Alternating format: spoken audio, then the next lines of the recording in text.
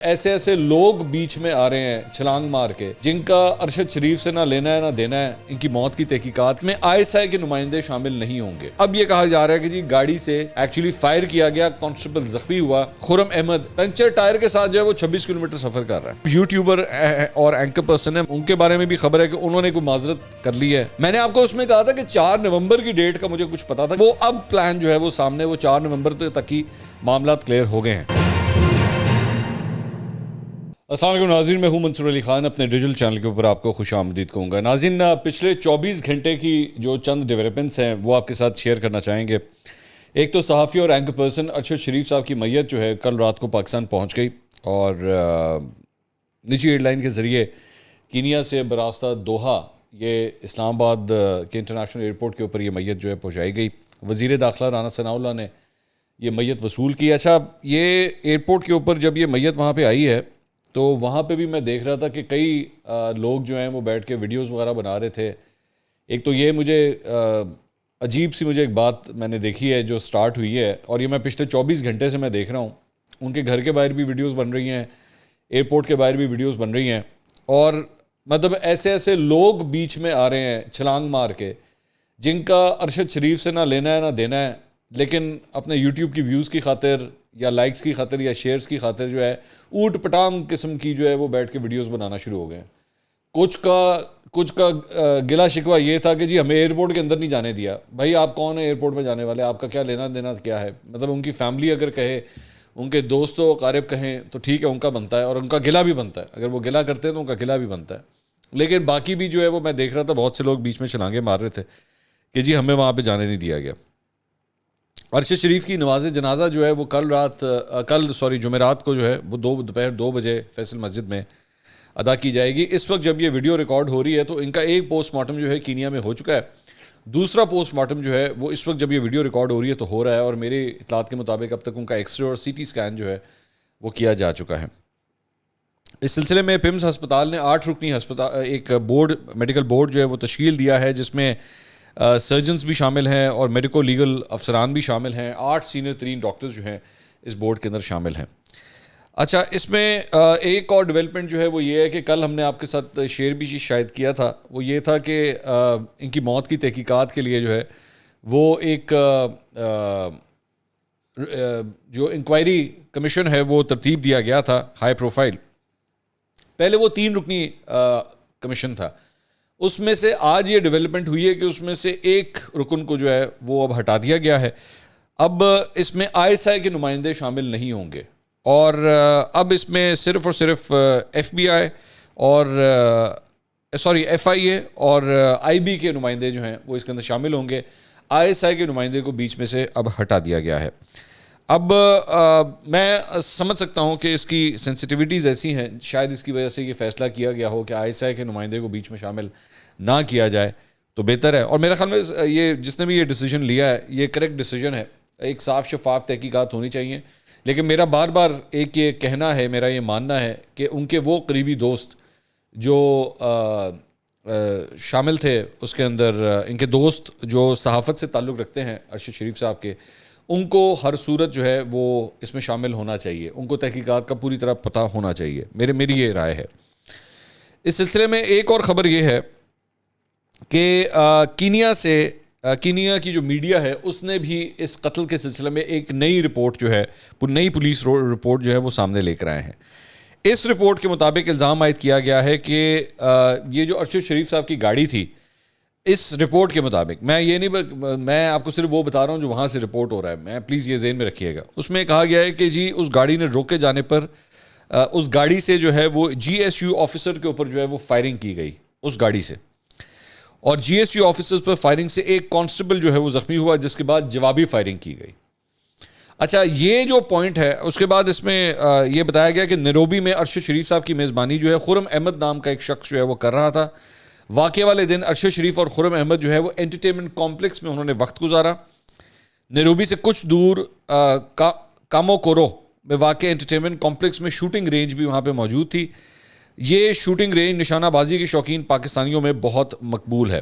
اچھا, یہ پہلے ورژن سے اس طرح مختلف ہے کہ پہلے ورژن میں یہ کہا گیا تھا پولیس رپورٹ کے مطابق کہ جی گاڑی جو ہے وہ رکی نہیں, گاڑی بھگا دی گئی, ناکے سے بھگا دی گئی, تو اس لیے گاڑی کے اوپر فائرنگ کی گئی. اب یہ کہا جا رہا ہے کہ جی گاڑی سے ایکچولی فائر کیا گیا, کانسٹیبل زخمی ہوا, اور زخمی کانسٹیبل جب ہوا ہے تو اس کے بعد جو ہے وہ فائرنگ کی گئی. میں نے آپ کو ایک جو کینیا کے صحافی تھے ان سے جو میں نے انٹرویو کیا تھا, تو میں نے اس کے اندر آپ کو بتایا تھا کہ ان کا کہنا تھا کہ 8 پولیس والے جو تھے وہ اس ناکے کے اوپر موجود تھے, لیکن انہوں نے مجھے اس وقت کسی ایسی خبر کی اطلاع نہیں دی تھی کہ جناب کہ اس گاڑی سے بھی فائرنگ ہوئی ہے اور اس کی وجہ سے کوئی کانسٹیبل زخمی بھی ہوا ہے. زخمی کانسٹیبل کون ہے؟ اگر کانسٹیبل زخمی ہوا ہے تو ہاسپٹل تو گیا ہوگا نا. زخمی کانسٹیبل کی اب تک کوئی تصویر سامنے نہیں آئی ہے. یہ جو شخص ہے خرم احمد, اس کی ابھی تک کسی قسم کی کوئی تصویر میں نے ابھی تک نہیں دیکھی جب تک یہ ویڈیو ریکارڈ ہو رہی ہے. اس دوران اس کے بعد نہ آ جائے تو اور بات ہے, میں نے کم از کم ابھی نہیں دیکھی ہے. ٹھیک ہے, تو ایک یہ ڈیولپمنٹ ہے. اس کے علاوہ ایک اور خبر یہ ہے کہ کینین میڈیا نے ایک اور خبر دی ہے. ہم صرف دوبارہ میں وہی بات کر رہا ہوں کہ کینیا کی میڈیا کو ہم رپورٹ کر رہے ہیں, اور وہ خبر یہ ہے کہ 23 اکتوبر کو جو درج کی گئی پولیس رپورٹ کے مطابق ارشد شریف کی کار پر روڈ بلاک ہونے کی خلاف ورزی پر فائرنگ ہوئی. جس کار کی چوری کی اطلاع پر روڈ بلاک کیا گیا وہ ارشد شریف کی کار کی کمپنی مختلف تھی, اس گاڑی سے مختلف تھی. ارشد شریف جس گاڑی میں تھے وہ سفید رنگ کی لینڈ کروزر تھی. یہ تو تصویریں آپ دیکھ بھی سکتے ہیں, ہم نے پہلے بھی دکھائی تھی آپ کو. کینین میڈیا نے سوال اٹھایا ہے کہ پولیس نے آفیسرز پر فائرنگ کے باوجود ارشد شریف کی کار کا تعاقب کیوں نہیں کیا. انہوں نے یہ بتایا ہے کہ اس سے پہلے میگاڈی پولیس کی رپورٹ میں کہا گیا کہ ارشد شریف کی کار نہ روکے جانے پر فائرنگ کی گئی. اب کینین میڈیا کا مزید کہنا ہے کہ پولیس کے مطابق فائرنگ کی آواز سن کر خرم احمد نے 26 کلومیٹر دور ٹنگا میں مقیم پاکستانی نقار احمد نامی شخص کو فون کیا. نقار احمد نے خرم احمد کو گاڑی پر اپنے گھر کی طرف لانے کا کہا. 26 کلومیٹر دور ہے وہ, اور گاڑی کا ٹائر پنکچر ہے, پنکچر ٹائر کے ساتھ جو ہے وہ 26 کلومیٹر سفر کر رہا ہے. اور اس میں بتایا گیا کہ جب تک گاڑی نقار احمد کے گھر پہنچی اس وقت تک ارشد شریف انتقال کر چکے ہوئے تھے. اس کے علاوہ نیروبی کے ایک سابق گورنر ہیں مائک سونکو, انہوں نے ایک بیان دیا ہے اس واقعے سے متعلق. ان کا یہ کہنا ہے کہ کینیا کی پولیس کو ارشد شریف کی موت کا ذمہ دار نہ ٹھہرایا جائے, یہ انہوں نے کہا ہے. انہوں نے دعویٰ کیا ہے کہ کینین پولیس کو ٹرک کے ذریعے اس شوٹنگ کے معاملے میں پھنسایا گیا ہے, مطلب ایک جال میں پھنسایا گیا ہے کینیا کی پولیس کو, یہ ان کا کہنا ہے. انہوں نے دعویٰ کیا ہے کہ ارشد شریف کو ایک پاکستانی قاتل اسکواڈ کے ذریعے اس وجہ سے ٹریس کیا جا رہا تھا کہ وہ ایک تحقیقات کر رہے تھے جو کہ مبینہ طور پر منی لانڈرنگ کے ایک سینڈیکیٹ کو بے نقاب کرنے جا رہے تھے جو نیروبی اور مومباسا میں کاروں کے شو روم چلاتا ہے. سونوکو کا یہ دعویٰ ہے کہ منی لانڈرنگ سینڈیکیٹ میں پاکستانی سیاستدان اور ملک کے ڈیپ سٹیٹ کے ارکان بھی اس کے اندر شامل ہے. یہ ایک سابق گورنر نے یہ دعویٰ کیا ہے. اب ظاہری بات ہے جب یہ اس کی تحقیقات ہوں گی تو اس شخص کو بھی جو ہے وہ بلایا جانا چاہیے. اس کے علاوہ کل ہم نے مریم نواز نے ایک ٹویٹ کی تھی جس کے اندر انہوں نے بڑی ایک فضول قسم کی بات کی تھی ارشد شریف صاحب کے بارے میں. مجھے اچھا لگا, مجھے کہنا پڑے گا کہ ایٹ لیسٹ مریم نواز کو اس بات کا احساس ہوا کہ انہوں نے ایک غلط ٹویٹ کیا ہے. انہوں نے اس کے اوپر ایک جوابی ٹویٹ کیا اور اپنا پرانا ٹویٹ جو ہے وہ ڈیلیٹ بھی کیا. انہوں نے کہا جی میرے ٹویٹ کا مقصد کسی پر طنز کرنا نہیں تھا, میرے ٹویٹ کا مقصد ماضی سے سبق سیکھنے سے متعلق تھا. میں ٹویٹ منسوخ کر رہی ہوں, جنہیں اس سے تکلیف پہنچی ان سے معذرت کہا ہوں. کسی کو تکلیف پہنچانا میرا مقصد کبھی بھی نہیں تھا, کبھی کسی کو اس تکلیف سے نہ گزرنا پڑے. سوگوار خاندان کے لیے دعائیں. چلیں دیر آئے درست آئے, اگر آپ کو یہ پتہ لگ گیا کہ آپ نے غلطی کی ہے تو شکر ہے, اس کا احساس آپ کو ہو گیا. اس کے علاوہ ایک اور خبر یہ ہے کہ جناب یوٹیوبر اور اینکر پرسن ہے مخدوم شہاب الدین. میں ان سے کبھی نہیں ملا, میں نہیں جانتا ان کو. ان کے بارے میں بھی خبر ہے کہ انہوں نے کوئی معذرت کر لی ہے, اور حامد میر, مطیع اللہ جان, ابصار عالم, اسد علی طور اور آسمہ شرازی کی تصویریں لگا کر انہوں نے معذرت کی ہے. پتہ نہیں, مجھے نہیں پتہ کس بات کی انہوں نے معذرت کی ہے. انہوں نے ساتھ یہ لکھا ہے ان حضرات سے نظریاتی اختلاف تھا اور رہے گا, لیکن آج کھلے دل سے ان تمام صحافیوں پر ہونے والے ظلم کی مذمت کرتا ہوں, اور اگر کبھی کم علمی اور جہالت کی وجہ سے ان کی دل آزاری ہوئی ہو تو ان پر ان سے معذرت کرتا ہوں. آسمہ شرازی صاحبہ سے بھی دلی معذرت. میرا خیال میں بہتر یہ میں چھوٹی سی میری ایک تجویز ہے کہ جو بھی یوٹیوبر ہیں یا صحافی ہیں, آپ لوگ نیکسٹ ٹائم نا کسی کی مٹی پلید کرنے سے پہلے یا اس کے اوپر کچھ بھی کہنے سے پہلے بہتر ہوتا ہے آپ اس کو بلا لیا کریں, یا خود مائک لے کے. ایک صحافت کا ایک بیسک اصول ہے نا, آپ کو کسی سے اختلاف ہے, آپ کو زہر لگتا ہے بندہ, آپ کو غدار لگتا ہے, آپ کو چور لگتا ہے, آپ کو لگتا ہے کہ جناب اس سے بڑا پیڑا بندہ ہی کوئی نہیں ہے, بڑے آسان سی بات ہے. کیمرہ پکڑیں, مائک پکڑیں, ان کو فون کریں گے جی میں نے آپ کا انٹرویو کرنا, مجھے آپ بڑے زہر لگتے ہیں, مجھے لگتا ہے آپ سے پیڑا بندہ ہی کوئی نہیں ہے, جائیں اس کے بعد لے جائیں. کیمرہ لے جائیں, مائک لے جائیں, وہ آپ کو نہ کرے تو پھر بات ہے, لیکن آپ اس کو بات تو کریں, اس سے جا کے اس سے سوال تو کریں, بھائی اگر آپ نے یہ بات کہی ہے یا فلاں خبر دیا ہے یا فلاں تجزیہ دیا ہے, کیوں دیا ہے, میں آپ سے اس پہ بات کرنا چاہتا ہوں, جائیں اس کے پاس. لیکن اکیلے کمرے میں بیٹھ کے جو ہے وہ بولی جانا کلے ہی بیٹھ کے بولی جانا, اس کا کیا فائدہ. میں عمران خان صاحب سے میں اختلاف کرتا ہوں, کھل کے کرتا ہوں, اور ساتھ یہ بھی کہتا ہوں کہ مجھے موقع دیں, میں آپ کا انٹرویو کرنا چاہتا ہوں. میں بالکل کہہ رہا ہوں. تو آپ بھی برائے مہربانی کوئی بھی اختلاف کرے, اختلاف کرنا بری بات نہیں ہے, یہ حسن ہوتا ہے, یہ اچھی بات ہوتی ہے, یہ ایک اچھی ڈیبیٹ کا حسن ہوتا ہے. لیکن اگلے کو بھی تو موقع دو. اگلے نے موقع دیتے بغیر ہی تسی مٹی پلیت کری جا رہے ہو, اس کا کیا فائدہ. تو یہ اب تک کی جو ارشد شریف صاحب سے اور سارے معاملات سے ریلیٹڈ کچھ خبریں تھیں. اس کے علاوہ ایک اور خبر عمران خان صاحب سے ریلیٹڈ ہے. کل ہم نے آپ کو بتایا تھا انہوں نے لانگ مارچ کا اعلان تو کر دیا ہے. میں نے آپ کو اس میں کہا تھا کہ 4 نومبر کی ڈیٹ کا مجھے کچھ پتا تھا کہ 4 نومبر کو ہونا ہے. وہ اب پلان جو ہے وہ سامنے, وہ 4 نومبر تک کی معاملات کلیئر ہو گئے ہیں. وہ معاملہ یہ ہے کہ جی عمران خان صاحب جمعے کو لانگ مارچ شروع کریں گے لبرٹی کے راؤنڈ اباؤٹ سے, اور لبرٹی کے راؤنڈ اباؤٹ سے شروع کر کے تو اس کے بعد یہ لاہور کے اینڈ پہ جا کے جو ہے وہ ختم ہو جائے گا.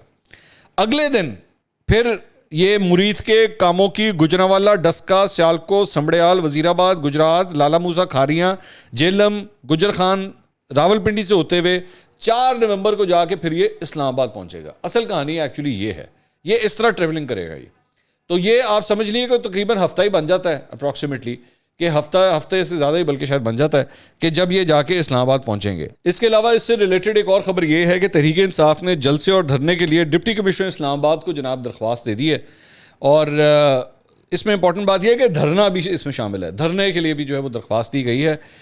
G9 اور H9 کے درمیانی گراؤنڈ میں 4 نومبر کو جلسے اور دھرنے کی درخواست دی گئی. سو G9 اور H9 کا مطلب یہ ہے کہ اس میں ریڈ زون تو نہیں آتا, ریڈ زون نہیں آ رہا. یہ ریڈ زون سے ادھر ادھر کی کہانی ہے ساری, فی الحال تو یہی ہے. اور یہ اسد عمر صاحب نے اس بات کی تصدیق کی ہے کہ جی ہم نے باضابطہ طور پہ جو ہے وہ ان سے رابطہ کر لیا ہے, اور رابطہ کر کے جو ہے وہ ان سے کہا ہے کہ ہم وہاں پہ 4 نومبر کو جلسہ اور دھرنا جو ہے وہ دینا چاہتے ہیں. اچھا, اسی سلسلے میں اس کے بعد آج چیف جسٹس عمر عطا مندیال کی سربراہی میں سپریم کورٹ کے 5 رکنی لارجر بینچ نے بھی سماعت کی توہین عدالت کی. یہ معاملہ ہے وہ جو پہلے 25 مئی کا جو معاملہ تھا, یہ وہ اس سے ریلیٹڈ کیس ہے. تو ایڈیشنل اٹارنی جنرل عامر رحمان نے پولیس, آئی بی اور آئی سی آئی کی رپورٹس پڑھی اور کہا کہ عمران خان نے جان بوجھ کر سپریم کورٹ کے حکم کی توہین کی. شیریں مزاری سمیت پی ٹی آئی کے رہنما ریڈ زون پہنچے. 26 مئی کو جس مقام پر لانگ مارچ ختم کرنے کا اعلان کیا گیا وہ جگہ H9 گراؤنڈ سے 4 کلومیٹر دور ہے. سو یہ تھوڑی دیر پہلے جو میں آپ کو بتا رہا تھا G9 اور H9, یہ پہلے بھی ان کو یہاں کی اجازت دی گئی تھی, لیکن وہ وہاں پہ ایڈیشنل اٹارنی جنرل بتا رہے ہیں کہ 25 مئی کو یہ اس سے 4 کلومیٹر آگے آ گئے تھے. چیف جسٹس نے ریمارکس دیے. عمران خان نے تقریر میں عدالتوں سے رکاوٹیں ہٹانے کا بھی کہا. اس سے ظاہر ہوتا ہے کہ خان صاحب کو عدالتی حکم بارے بتایا گیا تھا. ایڈیشنل اٹارنی جنرل نے کہا کہ پولیس, آئی ایس آئی اور آئی بی رپورٹس پر سب کا انحصار ہے. عدالتی حکم 25 مئی کو شام 6 بجے آیا تھا. عمران خان نے 6:50 پر ڈی چوک کا اعلان کیا. عمران خان نے دوسرا اعلان 9:54 پہ کیا. عامر رحمان نے مزید کہا کہ پی ٹی آئی نے سری نگر ہائی وے پر دھرنے کی درخواست کی تھی. عمران خان نے عدالتی حکم سے پہلے بھی ڈی چوک جانے کا اعلان کیا. شیریں مزاری اور فواد چودھری نے بھی ڈی چوک کی کال دی. عثمان ڈار, شہباز گل, سیف اللہ نیازی نے بھی ڈی چوک کی کال دی. چیف جسٹس نے ریمارکس دیے کہ یقین دہانی عمران خان کی جانب سے وکلا نے دی تھی. عمران خان کے بیان سے لگتا ہے انہیں عدالتی حکم سے آگاہ نہیں کیا گیا. نہیں, انہیں عدالتی حکم سے آگاہ کیا گیا. عمران خان نے کہا سپریم کورٹ نے رکاوٹیں ہٹانے کا کہا ہے. عمران خان کو بتایا گیا اصل سوال, عمران خان کو کیا بتایا گیا, اصل سوال یہ ہے. عمران خان آ کر عدالت کو واضح کریں کہ کس نے کیا کہا تھا. تو جناب عمران خان صاحب کی جو ہے نا وہ بیسکلی گواہی بڑی ضروری ہو گئی ہے. وہ بتائیں گے تو پھر سانوں پتہ لگے گا کہ جناب انہوں نے کسی نے دسیا سی. اگر عمران خان صاحب نے آ کے کہہ دیا کہ مجھے تو بتایا نہیں گیا, تو میرے خیال میں کیس یہیں پہ شاید ختم ہو جاتا ہے. میرا خیال میں یہیں پہ ختم ہو جاتا ہے. صرف عمران خان صاحب اتنا کہہ دیں کہ آپ لوگ جو کچھ بھی کر رہے تھے عدالت کے اندر یا جو بھی احکامات دیے گئے تھے اور تسی جانو تو تہاڈا کام جانے, مجھے کسی نے کچھ نہیں بتایا تھا, تو میں تو چلی جا رہا تھا. اور کپتان اور گڈا جب ایک دفعہ بو ہو جائے پھر بھائی جان وہ رکتا نہیں ہے. پھر وہ اڈی جاتا ہے آگے جا ہی جاتا ہے. تو کپتان کو کسی نے بتایا نہیں ہوا تھا. تو ایڈیشنل اٹارنی جنرل نے کہا کہ بابر اعوان اور فیصل چودھری نے عدالت کو یقین دہانی کروائی تھی. چیف جسٹس نے کہا حکومتی درخواست پر عمران خان کو نوٹس جاری کریں گے. بابر اعوان اور فیصل چودھری کو بھی نوٹس جاری کریں گے. چیف جسٹس نے اٹارنی اٹارنی جنرل عامر رحمان سے مکالمہ کرتے ہوئے کہا کہ آپ کی بات میں وزن ہے, نوٹس میں یقین دہانی کا ذکر ہے, لیکن تحریری طور پر کہاں ہے؟ جس پر عامر رحمان نے کہا کہ عدالت نے وکلا کو عمران خان سے ہدایات لینے کا کہا تھا. چیف جسٹس نے ریمارکس دیے کہ مناسب ہوگا حکومتی الزامات پر یقین دہانی کرانے والوں سے جواب مانگ لیں, تحریری مواد نہ ہو تو کسی کو بلانے کا فائدہ نہیں. رپورٹس میں اتنا جواز موجود ہے کہ عمران خان سے جواب مانگا جائے. چیف جسٹس نے مزید ریمارکس دیے کہ اگر نوٹس بھی کریں تو عمران خان کا پیش ہونا ضروری نہیں, سرخیاں نہیں بنوانا چاہتے, قانون کی حکمرانی چاہتے ہیں, سول نوعیت کی توہین عدالت میں شو کاز پر ہی پیش ہونا پڑتا ہے.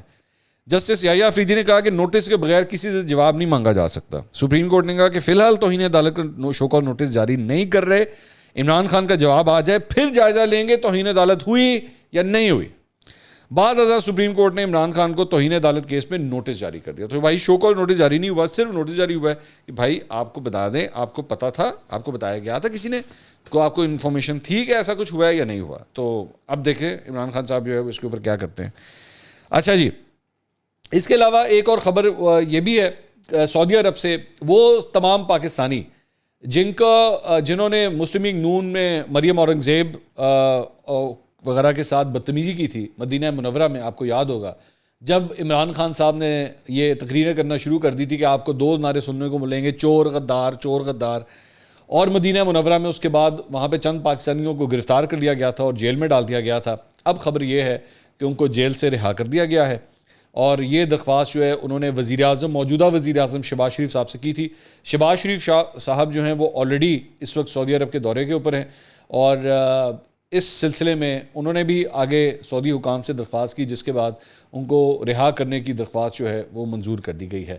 تو جس شخص کی وجہ سے ایکچولی ان لوگوں کو جیل ہوئی تھی وہ تو کچھ نہ کر سکا, جس شخص کی جماعت کے اوپر اور اس کی پارٹی کے وزراء کے اوپر جو ہے وہ یہ ساری لان تان کی گئی تھی, اسی شخص نے جو ہے ان لوگوں کو جیل سے رہا کرنے کے انتظامات کیے ہیں.